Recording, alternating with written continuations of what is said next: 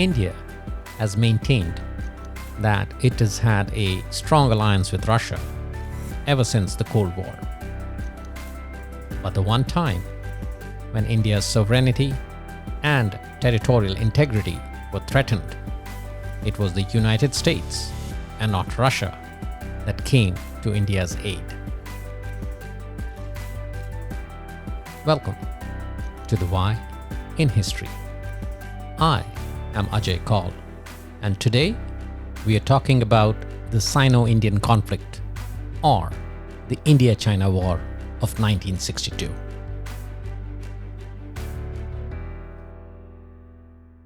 The roots of the India-China conflict can be traced back to October of 1950, when Mao Tse Tung decided to invade Tibet. At that time, Tibet was a theocracy run by Buddhist monks. It was a remote, landlocked country, about 500,000 square miles in size, almost equivalent to the size of Western Europe.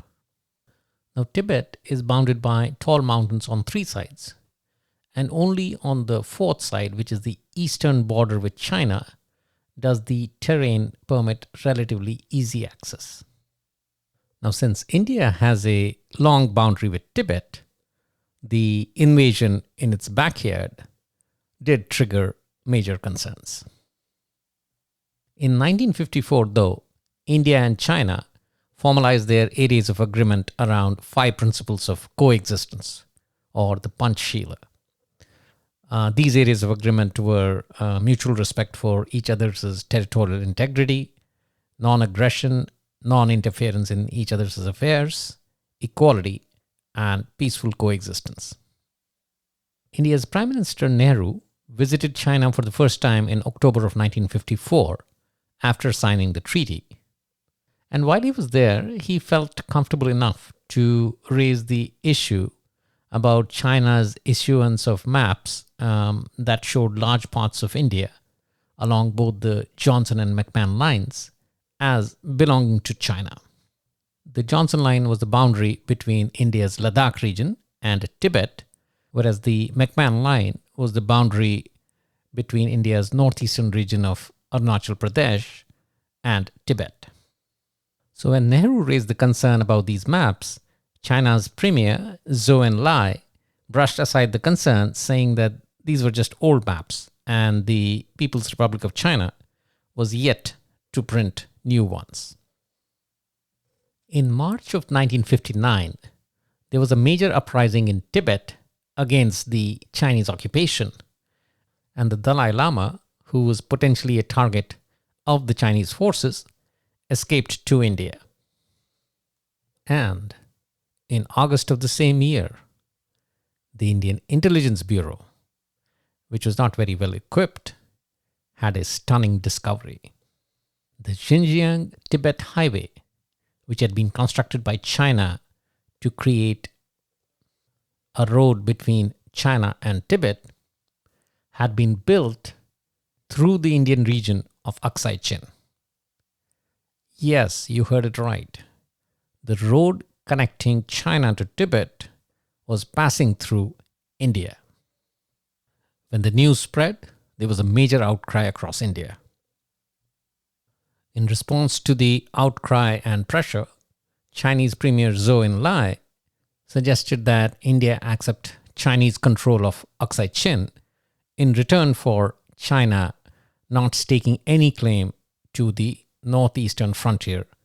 That is, China would accept the McMahon line. But to India, the deal meant that, well, we've stolen your territory, but we promise not to steal more. So the deal was rejected by India. Now, around this time, US President Dwight Eisenhower was visiting India, and the subject of China featured extensively in his meetings with Prime Minister Nehru. There was another point of contention between India and China at this time. China was not happy that India had granted asylum to the Dalai Lama. And amidst this backdrop, in May of 1959, a young US senator delivered a major foreign policy speech on India and China. The senator was John F. Kennedy, and he said that the struggle between India and China for the leadership of East Asia deserved attention.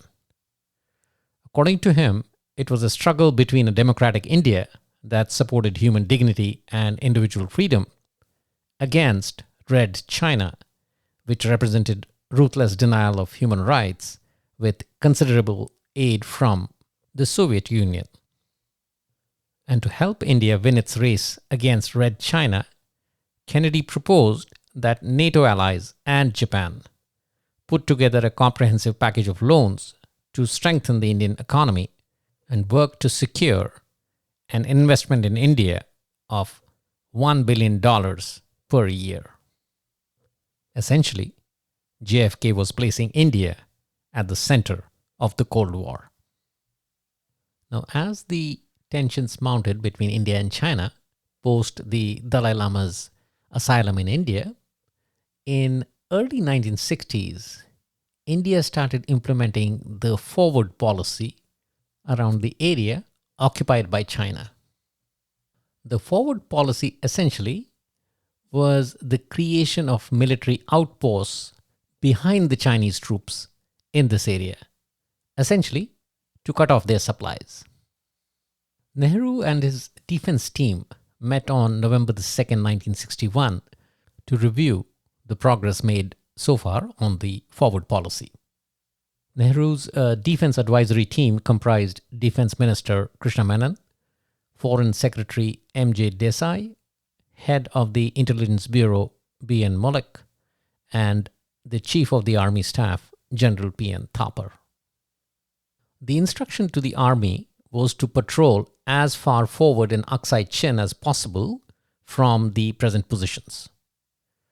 The press in India was saying that Nehru was being too soft on China, and by December of 1961, when India liberated Goa from the Portuguese, the general narrative in the country was that Nehru needed to draw a similar line with China.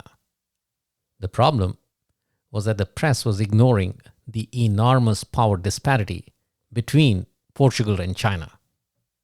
Nehru and Krishna Menon were aware of that, but they felt that this was more of a diplomatic move to show China India's resolve.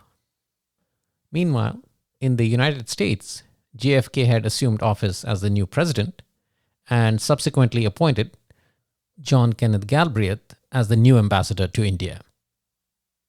In spring of 1962, Kennedy asked CIA Director John McMahon for an updated assessment on China.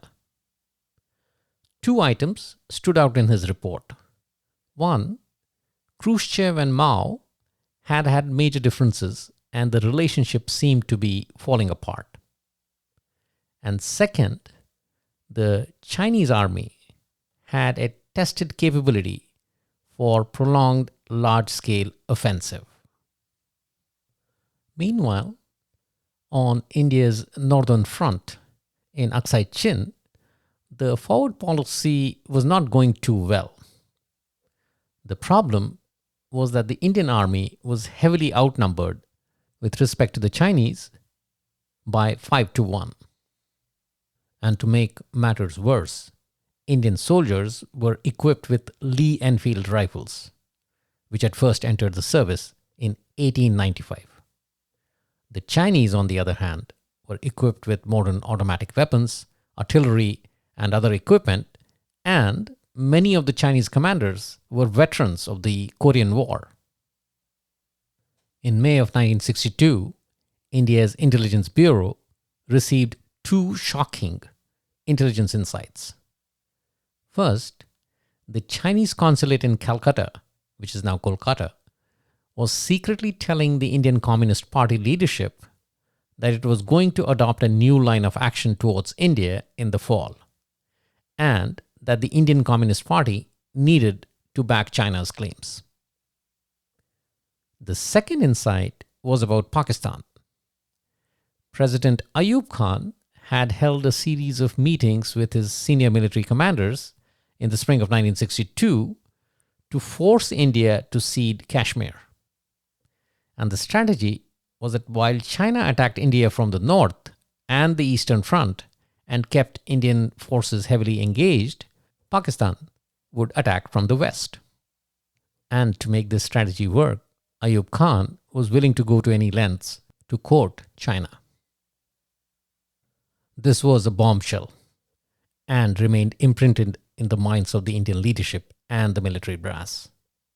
So a very cautious strategy was followed, and only one division, the 4th Infantry Division, was transferred to the northeast. In August of 1962, India and the Soviet Union announced the signing of the Indo-Soviet Treaty of Peace, Friendship and Cooperation. The Soviet Union gave 12 MiG-21s at no cost to India. Nehru explained that the deal was necessary to counter the F-104s that the United States had provided to Pakistan. China's Mao Tse Tung was not too happy with the Soviets over this deal. On October 16, 1962, U.S. National Security Advisor McGeorge Bundy found 2 urgent memos on his desk. The first one stated that fighting on the Sino-Indian border had become serious and India may need U.S. assistance soon. And the second reported that U-2 imagery had confirmed the delivery of offensive Soviet intermediate range missiles to Cuba. Khrushchev did not tell Mao that he was sending missiles to Cuba, and nor did Mao tell Moscow that he was going to war with India until 2 days before the attack. 2 communist giants on opposite sides of the globe were leading the world towards the most dangerous days. On October 20, 1962, China made 2 simultaneous attacks on the Indian border, 1,000 kilometers apart. On the northern front, the Chinese army sought to expel Indian forces from the Chipchap Valley in Aksai Chin, and on the northeastern front, they attacked the McMahon line. On the northeastern side, the Indian forces were outnumbered 3-1, and the commander, Brigadier Dalby, was taken prisoner on October the 22nd.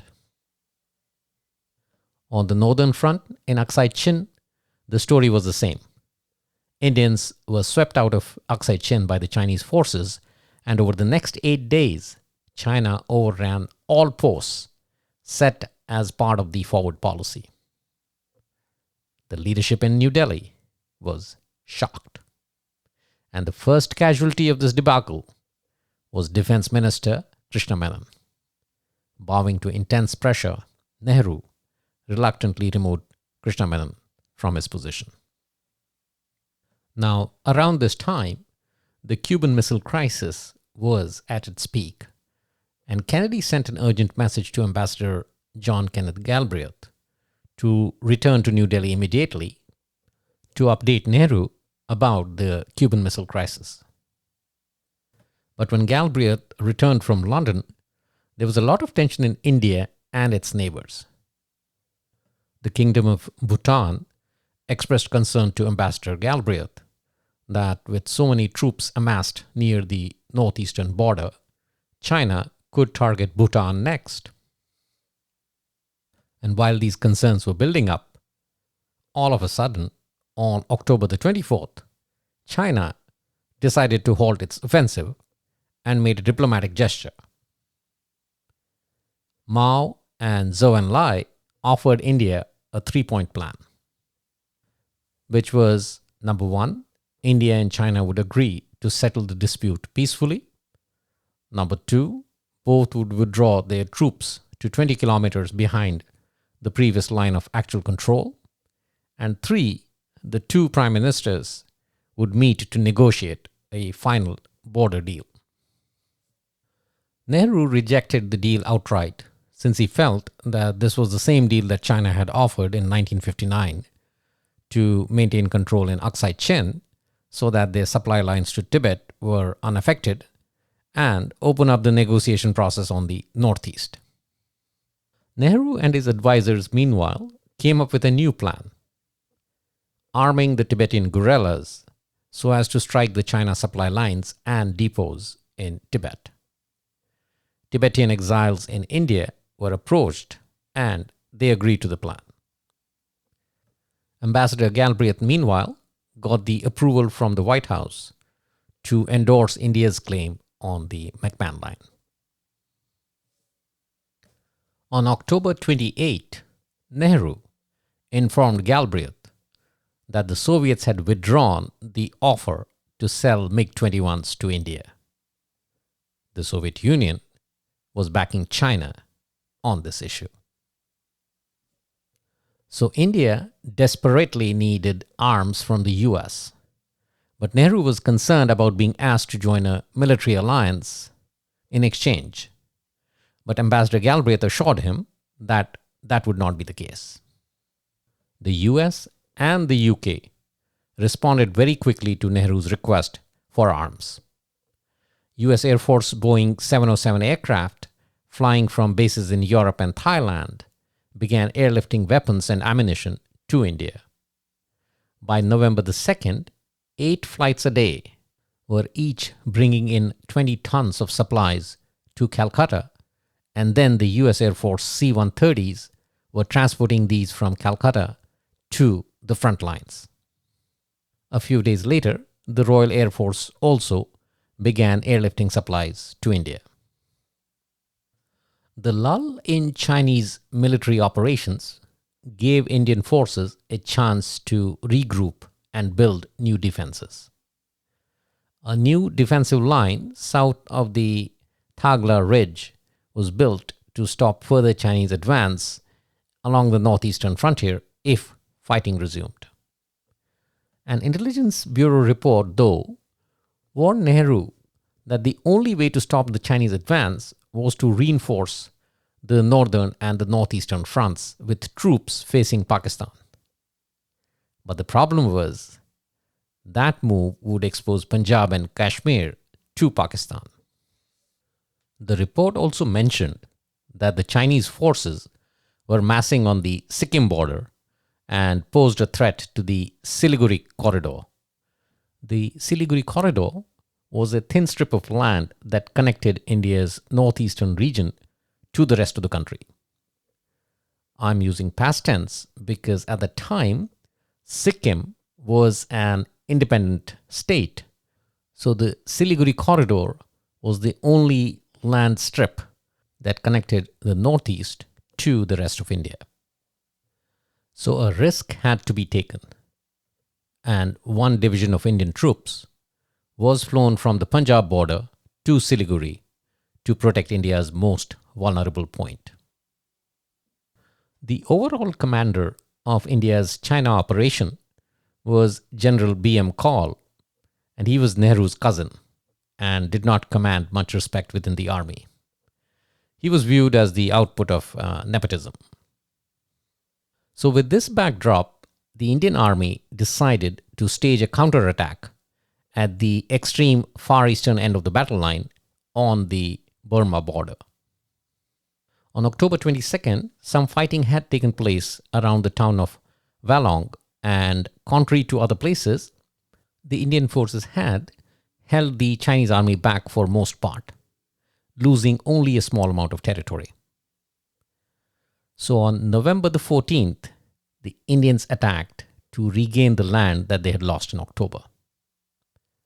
The attack did not go to plan, partly because General B.M. Kaul was back and he tended to panic quickly, but mainly because the Chinese sent reinforcements and a second deadlier offensive began on the night of November 17th through 18th. This one was much larger and more devastating than the attack in October. From the Korean War, one thing that the world had learnt about the Chinese was that they tended to attack, halt, and then attack again. Almost like get a general feel for the terrain in the first attack, regroup based on learnings, and then come in with a more ferocious attack. And that is exactly what they did against India in 1962. The Chinese also attacked on the northern front, pushing Indians out of their few remaining positions in Aksai Chin. The entire Aksai Chin region, an area of about 14,380 square miles of Indian territory, came under complete Chinese control and remains so even today. Around the same time, on the northeastern front, the Chinese artillery overwhelmed Indian positions, decimating an entire brigade. General Call left the scene on the last flight out by the Indian Air Force. The western portion of the northeast frontier fell into Chinese hands, and there were no reservists left to stop China from moving south into Assam. The main and the most decisive attack came at Sela on November the 17th. This was the defensive line built south of the Thagla Ridge that I talked about a little earlier. Approximately 10,000 Indian troops faced 20,000 Chinese men. The Indians were still fighting with the World War II vintage field artillery and the Lee Enfield rifles from World War I. The modern American automatic rifles had arrived, but were still in packing crates, and no training on these had been imparted to the troops yet. The Chinese victory was swift and decisive. By early morning on November the 20th, the 4th Division had ceased to exist as an organized combat formation. The Chinese army seized the Sela Pass and then moved south past the town of Bomdila. More than 32,000 square miles of Indian territory in the northeast was now in Chinese hands. And based on intelligence reports on the Chinese troop movements, India was looking at a scenario of losing a big chunk of northeastern territory to the east of the Siliguri corridor. And under these conditions, Nehru sent 2 letters to JFK, delivered via the Indian Embassy in DC. The first letter was a general thank you letter to JFK for all the support he had provided and asking for more help in the form of transport planes and jet fighters. And while JFK was still reading the first one, an urgent telegram was received by the White House that a second top secret letter from Nehru was on its way. The second top secret letter was delivered on the night of November the 19th by India's ambassador B.K. Nehru to JFK. It started with, "Within a few hours of dispatching my earlier message to you today, the situation in the Northeast has deteriorated even further. The entire Brahmaputra Valley is seriously threatened, and unless something is done immediately to stem the tide, the whole of Assam, Tripura, Manipur, and Nagaland would also pass into Chinese hands." Nehru went on to suggest that the only way to stem the forward march of the Chinese was to defeat them via superior air power. In the letter, Nehru specifically asked for 350 combat aircraft and crew, 12 squadrons of fighter aircraft, with 24 jets in each, and 2 bomber squadrons. At least 10,000 personnel would be needed to staff and operate the jets, provide radar support, and conduct logistical support for the operation. On the morning of November the 20th, President Kennedy sent his reply to Prime Minister Nehru. Besides sending a high-level mission to assess India's needs, Kennedy promised to immediately increase the airlift of supplies and deploy the US Navy to the Bay of Bengal. An aircraft carrier was dispatched to sail to Madras, which is now Chennai. And almost like a response to the US assistance, just before midnight on November the 20th, the Chinese government declared a unilateral ceasefire along the entire Sino-Indian border.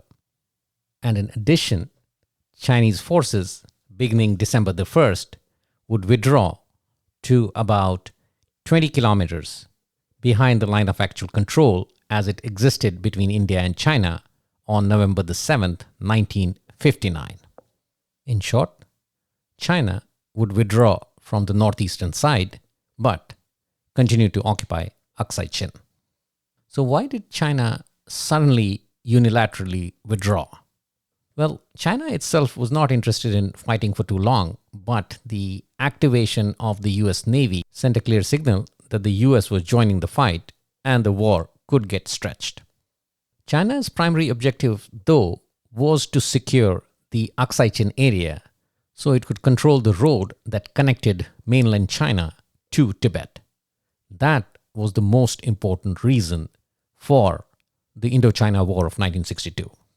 But with the gains it made in the northeast, Mao would not have minded grabbing some territory on the northeastern side as well. But the US Navy and Air Force's participation definitely proved to be a deterrent. And along with the withdrawal, China gained one major political mileage that it would use later in 1971 when negotiating with Henry Kissinger and President Nixon. A permanent seat in the UN Security Council because it had displayed responsible behavior by withdrawing from a territory that it had captured. A direct consequence of the war was the agreements that were initiated to provide strong military aid to India from the United States and its allies. And in November of 1963, the US, the United Kingdom, and its allies conducted a series of air defense exercises in the region, sending a very clear message to China. But one thing that is often forgotten is that in the months of October and November of 1962, President John F. Kennedy managed two international crises from two communist nations on two ends of the globe. And it is on that note that we end this section of the program. On to the quiz section.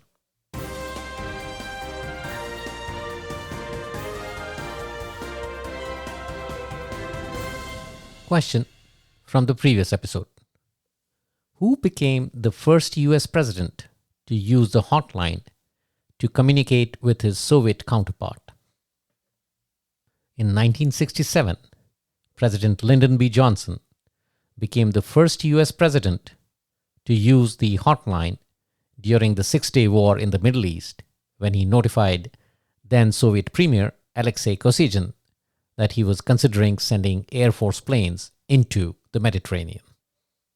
So the answer is B, Lyndon B. Johnson. Question for the current episode. Who was the first US president to visit India? Was it A, Ulysses S. Grant, B, Dwight Eisenhower, C, John F. Kennedy, or D, Jimmy Carter? Once again, who was the first US president to visit India? A, Ulysses S. Grant, B, Dwight Eisenhower, C, John F. Kennedy, or D, Jimmy Carter? The answer will be provided in the next episode. That's all we have in today's episode. In the next episode, we stay within the region and cover the history of Taiwan and its relationship with China. Till then, stay safe and keep looking for the why in history.